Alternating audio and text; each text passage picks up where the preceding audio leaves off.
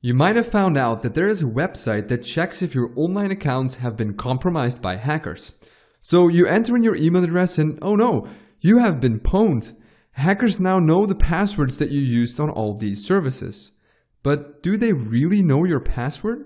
Well, as it turns out, that might not actually be the case. And to understand why, let's take a look at what options companies have to protect your passwords and safely store them so that even when hackers get access to their systems, your password stays safe.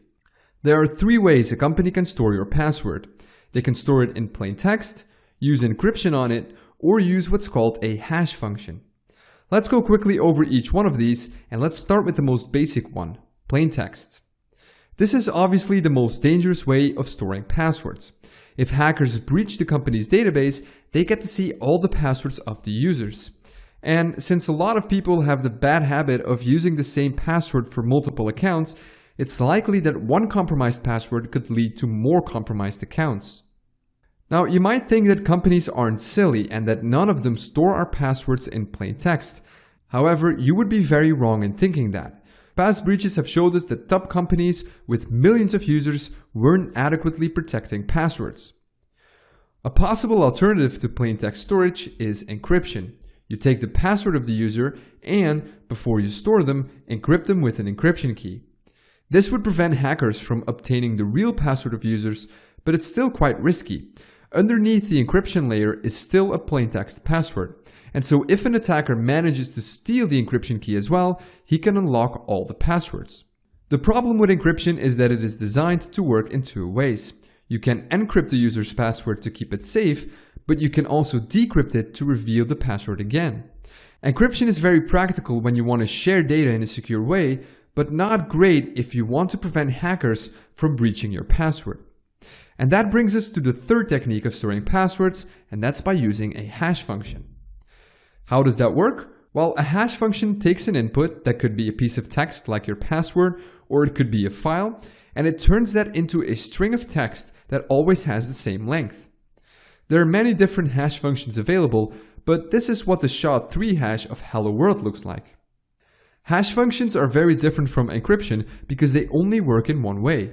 You can calculate the hash of a password, but you cannot take a hash and turn it back into the original data. And that is an interesting property to have. By using hashes, companies can verify that you're logging in with the correct password without having to store your actual password. However, they aren't perfect either. Most hashing algorithms are optimized for speed. The more hashes per second they can calculate, the better. And that makes them vulnerable against brute force attacks. By simply calculating every hash of every possible password, an attacker can reverse the hash function. A modern GPU can do this with the speed of 292 million hashes per second, so it's only a matter of time before a hashed password is cracked using this technique. And if that's not fast enough, hackers can also use rainbow tables to further accelerate the process. These are lists of pre-computed hashes that can be used to quickly find weak and commonly used passwords. The speed of a hash function is a positive thing in certain areas. However, when it comes to storing passwords, you don't want this property. And then there is a second problem, and that happens when users share the same password. If both Alice and Bob have the password query, the hashes of their passwords will be identical. So when a hacker cracks the hash of this password, he also knows the other. Now you might think that's not a big deal because it's very unlikely that different people will use the same password. Well, think again. The password query has been found more than 3 million times in data breaches. To make matters even worse, here's the top 10 most used passwords in 2017. Not the strongest of passwords. To defend against these types of attacks, we can add what's called a salt to the password before we hash it. The salt is just some random data, but it ensures that the hash of your password will always be unique, even if others use the same password.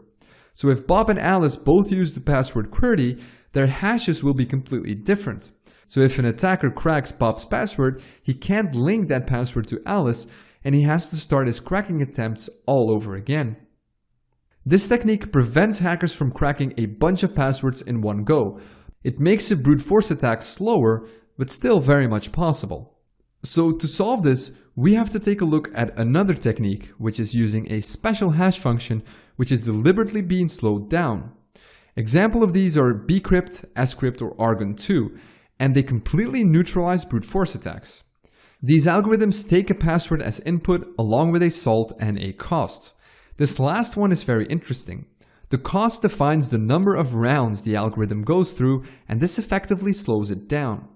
Now, over time, our computers become faster, and so brute force attacks against these algorithms becomes easier. And that's because they can simply try more combinations in a shorter time span. All we have to do to counter this is increase the cost parameter so the algorithm remains resistant against these types of attacks.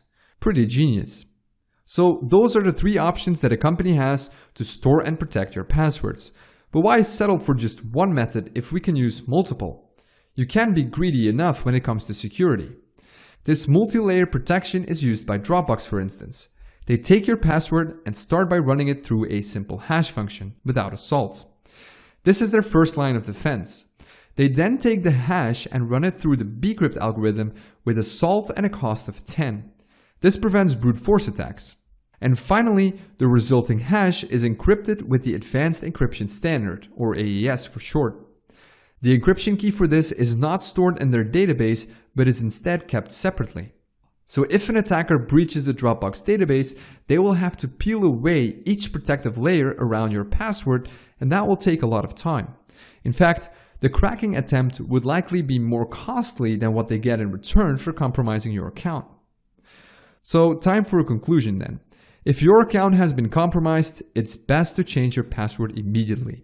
However, depending on the security measures of the company that was compromised, it might be possible that hackers haven't been able to retrieve your password.